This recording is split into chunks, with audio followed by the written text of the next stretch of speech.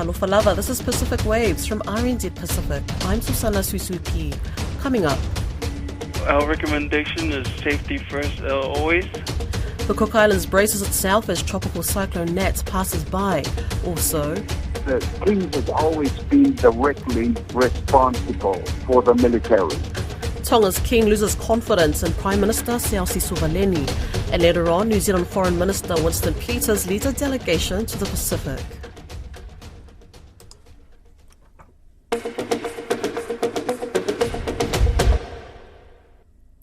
Tropical cyclone Nat is passing through the Cook Islands, with strong winds and heavy swell warnings in place for the southern group of islands.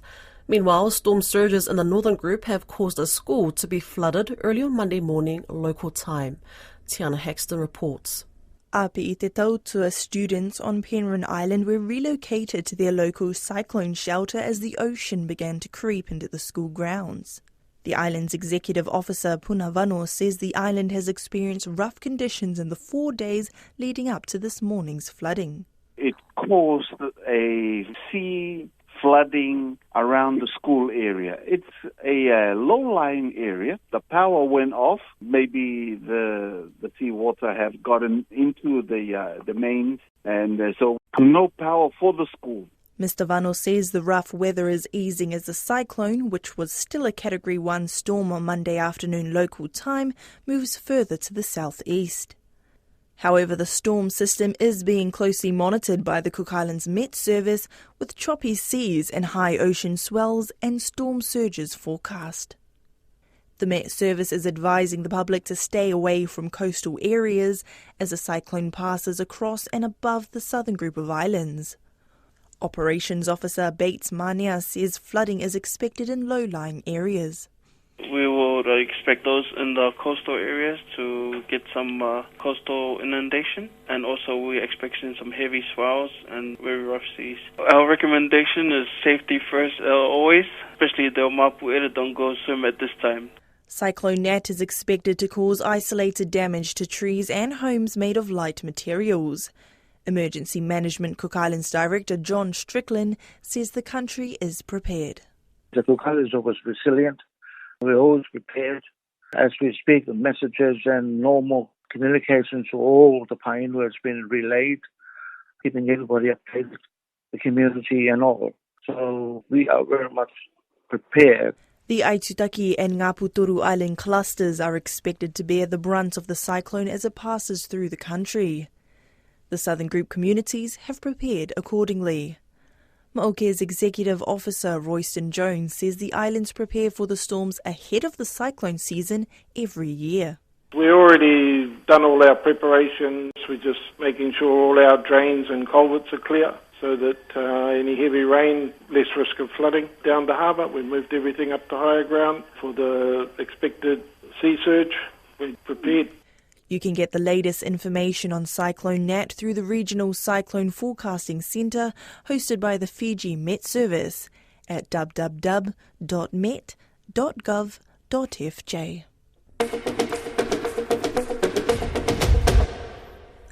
A correspondent in Tonga, Kalafi Moala, says Tonga for some months has been awash with concerns that two commoners hold the key post of Foreign Minister and Defence Minister.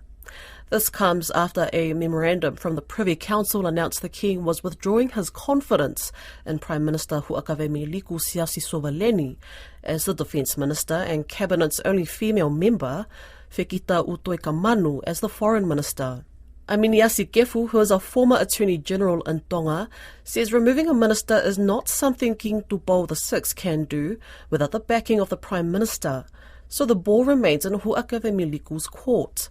Kalafi Moala spoke to Don Wiseman about the implications of what was a very unusual announcement. It has been rumoured over the last week that the Prime Minister had requested confirmation from the Palace Office about two appointments for ministerial positions. He did not make it public what those two positions were, but apparently it's been since June when he requested that. And so the latest release from the Palace Office now has become clear that the request for those two ministerial positions one was the Ministry of Foreign Affairs and the other one was the Minister for the Defence Force. Why? And why those two roles? Well, by custom, the king has always been directly responsible for the military. And so the previous ministers over the military has been nobles. What was politically said in those days was that it has provided a check and balance so that the military could never be used by the government for political reasons. So that's the military ministerial position. The other one is on the Minister of Foreign Affairs.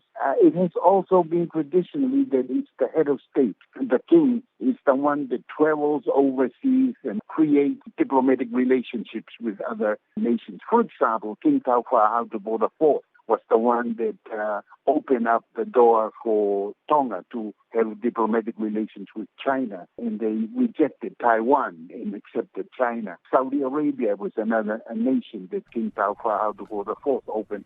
So it's tradition that has been always with foreign ministries. The king has been the one in charge of that particular area. Not in recent years, though. Well, especially not since the 2010 reform that has taken place. Although it has been leaked out that the king has been displeased about the way foreign affairs has been going on in terms of establishing embassies or foreign offices overseas. And apparently that's the displeasure that made him want the current Minister of Foreign Affairs to be no longer in the position. Dramatic undermining of the Prime Minister, isn't it? It is. But when you look at the memorandum, the memorandum was to us here locally. It's a very strange memorandum. Firstly, it did not come from the Palace Office. It was from the Privy Council. And the Privy Council in Tonga is a council that should have no teeth since the 2010 reform. The Privy Council currently should be, or supposed to be, just advisors to the king, legal advisors to the king. So this memorandum came from the Privy Council to the Chief Secretary of Cabinet. And it's a strange way, Don, of the way they worded it. It says His Majesty was pleased by and wish to advise and wish the advice of his Privy Council to withdraw his confidence and consent to the appointment of Honorable Ukavameliku as the Minister for His Majesty's Forces. If the Privy Council isn't what it was, is this constitutionally correct? Are they able to make an announcement such as this? They are not. They are not. They are to be a group of advisors to the king that has absolutely no power at all, government or even at the Palace Office, other than advice. So when you have your advisor coming in and making an announcement like this, it's a very strange happening. How would you see this playing out? Well, the way I see it locally is that the king and the prime minister have not really, since 2021, have not really gotten along. And both of them very strong in what they want achieved. And the Prime Minister has got his own agenda. He's following that. I guess the Palace Office, especially through the Privy Council that are advising the king, because they've got their own agenda themselves. And so this issue is something that we've been expecting that sooner or later it's going to come up, a strained relationship between the two. One of the big issues for the Tongan government is that it's very soon going to assume the leadership of the Pacific Islands Forum, and within that, the foreign minister plays a big role. So are we likely to see the king heading up and down from Suva and so on as he deals with matters to do with the Pacific Islands Forum? Today it has been announced that Winston Peters, the New Zealand foreign minister, is arriving in Tonga. And he's having a meeting with the Prime Minister, who has now been disowned by the king in terms of being the minister of the military. And also he's having a meeting with the foreign minister of Tonga, which is the only woman in cabinet, Utoi Tamanu. It's only August is when they're going to have the forum here, in which the Prime Minister is going to be chair. There's a lot of work, a lot of preparation that needs to be done for that. They're even doing a huge construction here in Nuku'alofa, where they're going to build hotel rooms, cafes, and all kinds of stuff where the forum is going to be held. And they have promised that it will be finished by June. But now it's like a dismissal of the Minister of Foreign Affairs and the head of the military. It's in a very strange situation. It's not a good time for that to happen. A US academic says the Biden administration's failure to fully engage with the Pacific during its first year is what has landed them in the transactional dilemma it's experiencing as it competes with China for influence in the region. Michael Walsh is an affiliate researcher at Georgetown University's Centre for Australian, New Zealand and Pacific Studies. He was also the chair of the Asia-Pacific Security Affairs Subcommittee on the Biden Defense Working Group during the 2020 US presidential campaign. Reflecting on the past few years of US-Pacific diplomacy under the Biden administration, Mr. Walsh told Koroi Hawkins not getting the jump on regional engagement early on was a lost opportunity. I think personally it hasn't lived up to what I had expected would happen, especially in the early days of the administration. I think when you look at the first year, there wasn't the urgency to engage in the Pacific that I think that a lot of people felt there needed to be.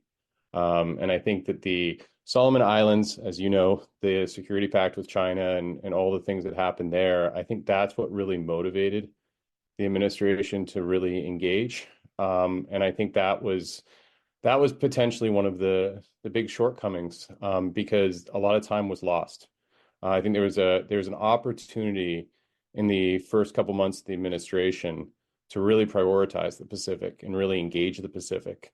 And there was a lot of strategy talk on the campaign and then some pitches during the transition period to try to get the administration to make that a priority. The administration didn't make it a priority. And I think that time that was lost ended up, really coming back to bite the administration. But I think to give the administration credit, once the Solomon Islands Security Pact happened, it did motivate them to take action, and they did try to start engaging. I think it's kind of this pattern of history that we have in the U.S. engagement in the Pacific. We do tend to have these periods where we intensely engage, but we don't always live up to our commitments or live up to the expectations that we set. And the PNG visit was obviously one of those, even though that was, a lot of things happened that made that not possible. But I think that the challenge for the U.S. is that, especially when you talk about the U.S. Pacific territories and you talk about the freely associated states, there's this expectation gap. There's this historical pattern of behavior, and the administration has to figure out a way to overcome that. And so there was a lot of intense engagement, especially around the COFA negotiations. But if you go back, we were talking in 2018 and 2019 about that needing to happen. They waited to the last minute, and that's not the Biden administration's fault. The Trump administration also had a lot of people telling them they needed to engage much more intensely. And so what's ended up happening, I think, is we've got stuck in this transactional relationship dilemma. And when you have transactional relationships and you have another strategic competitor come in, they start bidding up the price for everything. Both sides are bidding up the price. And that's what we're seeing happening. And I think those enduring partnerships and those mutually beneficial relationships and all of those things we like to talk about and we like to put into words and discursive commentary, we have to actually live up to that. And because that didn't happen in the first year of the administration, and then China really started to compete, now we're stuck in this dilemma of, how high do you want to go to be able to outcompete China? And you have to do that on each single case. It's not something you do across the board. And Nauru is the latest example where a case came and people had to make a decision of, is it worth whatever it was, 100 million, 115 million, whatever it was, is it worth that to outcompete China in that moment?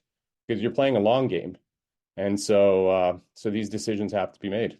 One thing that the US has come in for a lot of criticism on is the money that it's promised actually getting delivered or coming, passing through its systems to approval. What's your view on that process and what the US is able to actually mobilize in terms of funding as opposed to China?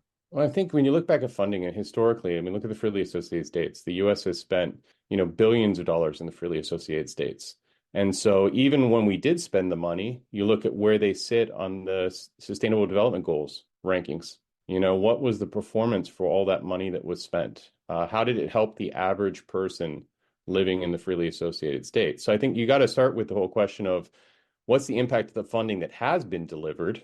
And, when we talk about delivering more funding, how do we make it so that it actually has more of a return on investment, not just for U.S. taxpayers, but for the local people that it's supposed to be supporting? I've worked in public health and other fields with the freely associated states, and I've seen the challenges they face in terms of capacity. Most people in Washington have no idea what type of challenges people face in the Pacific during something like a COVID pandemic. They think that money can solve it, but money can't solve it if you don't have the infrastructure, you don't have the capacity already in place. You have to have epidemiologists. You have to have all of these basic things. And so if you look at basic education, you look at electricity, internet, you look at water, you look at public health, there's so many gaps. So I think you have to start with how do you make the money that has been delivered perform better? And then you have the other question about how do we deliver what's already been promised, or at least what's been negotiated. And in the case of freely associated states, obviously we're having this issue within Congress about continuing to fund the compacts that exist and trying to fund the newly negotiated ones. And I think that was a foreseeable problem. I don't think anyone thought that this was not going to happen. And so, I mean, it happened with Palau already. And so, especially in this Congress and how divided it is, and, I think there's a reasonable expectation that we were going to be facing this challenge, and we're facing this challenge. And so the freely associated funds, that's one big issue. But then there's the other issue of this 800, that they've talked about delivering through the summit. And so that discussion, a lot of that was already allocated in other programming, and it was just aggregated together to be able to come up with a big number to show that the U.S. is delivering. When we're talking about these values, when we're talking about hundreds of millions, in the case of freely associated states, we're talking about billions. So there's a big difference between what we're talking about delivering elsewhere in the Pacific. And I think that's one of the big challenges, is just how we conceptualize all of this and how we talk about it, and how we distinguish between the monies that has been spent, the monies that are supposed to be spent, and how the money should be spent.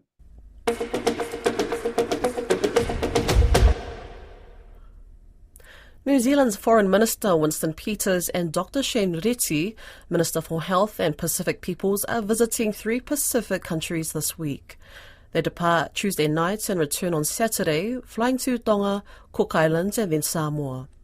In December last year, Mr. Peters said the government wanted to resume and renew the Pacific Research Strategy with greater intensity. They will meet with Acting Prime Minister in Tonga, Cook Islands Prime Minister Mark Brown, Samoa's Head of State Tuimaliali'i Whānau Va'aletoa Swell II, and Prime Minister Fiamea Naomi Mataafa. Minister Reti will also meet with select health officials in each country to discuss New Zealand's role in delivering on long-term health goals. Joining me to talk briefly about the trip is our reporter Alicia Foon, who will be travelling alongside Mr. Peters and Mr. Reti. Kia orana, Alicia. What can we expect from this trip? Hello, Fasana. Well, the New Zealand Foreign Affairs Minister Winston Peters, the Health Minister and Minister for Pacific Peoples Dr. Shane Reti will be travelling to Tonga, the Cook Islands and then Samoa. In Tonga, the ministers will meet with Deputy Prime Minister Samuel Vaipulu before visiting a pharmacy warehouse that New Zealand has helped provide funding for.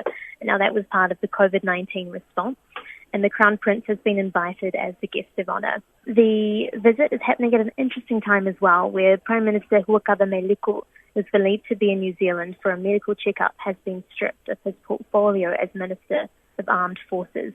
So we'll definitely be following up on that. After the visit in Tonga, Winston Peters and Shane Reti will meet with Prime Minister Mark Brown, and they will have a groundbreaking ceremony for the new Punanganui Farmers Markets. Now, New Zealand contributed $8 million over the last 3 years to this, so this will be a time of celebration and a great gathering and reunion for the ministers. Dr. Shane Reti will later visit the Tongan Hospital, before the ministers gather for a Waitangi Day reception in the evening. In Samoa, the ministers will be meeting with Prime Minister Fiame Naomi Mataafa before visiting the National University of Samoa. The ministers will arrive back to Whenuapai in Auckland with media and delegates on Saturday afternoon for a whirlwind visit for both ministers of New Zealand. That's Pacific Waves for today. To listen back, head over to rnzi.com/programs. We're also on Spotify, Apple and iHeartRadio podcasts. From myself and the RNZ Pacific team, till Fasui 4.